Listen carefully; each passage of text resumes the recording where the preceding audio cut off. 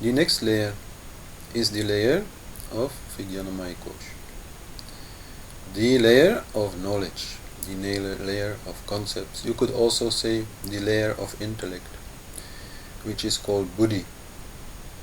But there is one point where you might say that even among ancient Vedic seers there was a little bit disagreement. And where is this disagreement? Well,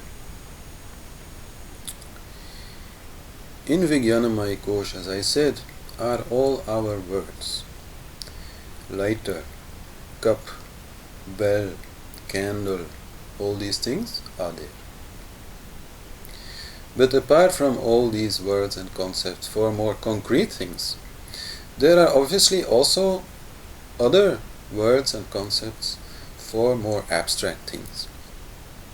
Abstract things like thought, enlightenment, Koshas, yoga, love, all these things. So, one way to look at it is to say Vijnanamaya Kosh has all these concepts. Another way to look at this is to say that Vijnanamaya Kosh has the more concrete concepts, and inside Vijnanamaya Kosh there is Buddhi, which has all the more essential abstract concepts. Whichever you want. It's just a word game. But this is found in literature, so good to know. In any case, the Vijnanamaya Kosh is said to have all information stored for 7 generations. So for 7 generations this information comes. So part of the information in our Vijnanamaya Kosh comes through our ancestors, which also shows some importance of our ancestors. Part of it also comes from previous lives, and part of it comes from this life. There are also 2 ways to work with the Vijnanamaya Kosh. The first way I already discussed is when mind uses the concepts found in the Vijnanamaya Kosh for thought. Then mind will, for example, or symbolically Google Vijnanamaya Kosh. And mind will say, oh, I see something which is moving, which is a little like reddish color, has a long tail with long hairs and pointy ears and little strange and vicious looking teeth. And then, it will Google those qualities into Vijnanamaya Kosh, and Vijnanamaya Kosh will say, well, this is probably a fox. So this is one way to use Vijnanamaya Kosh in thought, in reasoning, in going from A to B to C to D and so on interminably. Another way to look at the concepts of Vijnanamaya Kosh is from inside, from the self, from the witnessing consciousness. Then these concepts are seen from inside, but not thought about. They are just seen. That is called intuition. So thought and intuition are 2 different ways to use the concept of mind, to use the concept of the Vijnanamaya Kosh. The way used by mind, the thought process, is, you could say, very fast. Mind perceives something, immediately feedback comes from Vijnanamaya Kosh. More fast, but less precise, less correct.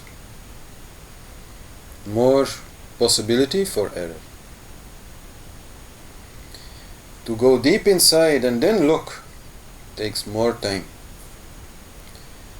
but brings better results. more correct. When we can look at a thing, even a very solid object, from the self, then the understanding of this thing will be very different than when we just think about this thing. So this is important to know when working with the intellect, and we have to understand that the main spiritual progress, if there is, anything like spiritual progress in a reality which never changes, the main spiritual progress is in Vijnanamaya Kosh. Getting Manomaya Kosh under control, getting Pranamaya Kosh under control, getting the body under control. That's all important, but very, very fleeting. Very easily again, whatever progress is made, there is lost. However, in Vijnanamaya Kosh, especially when we can look at our concepts of the universe and of ourselves from the point of view of the self, from the point of view of pure consciousness, that is bringing a change in us which is very fundamental and which constitutes true spiritual progress, if anything like that really exists. And I say if anything like that really exists, because of course it's still just a matter of concept, a matter of words. The true understanding is entirely beyond it. And the true understanding is only about one thing, about the one thing that never changes. Any true understanding about any other thing can never be any true understanding, because any other thing will always change. So then where is your understanding? So, but still, some understanding is there, some growth is there, and this growth, as I was explaining before in the technique of Jnana Yoga, is part of the preliminary steps which can lead you to take the final step and fully identify with your innermost being. But as long as that is not done, nothing is done. So the intellect creates the illusion of understanding the universe, while mind is the one who is actually creating the illusion itself. So in that way, both are illusionary.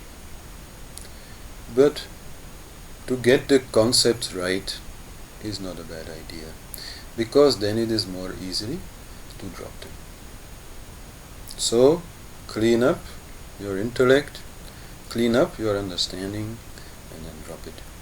That is the main thing.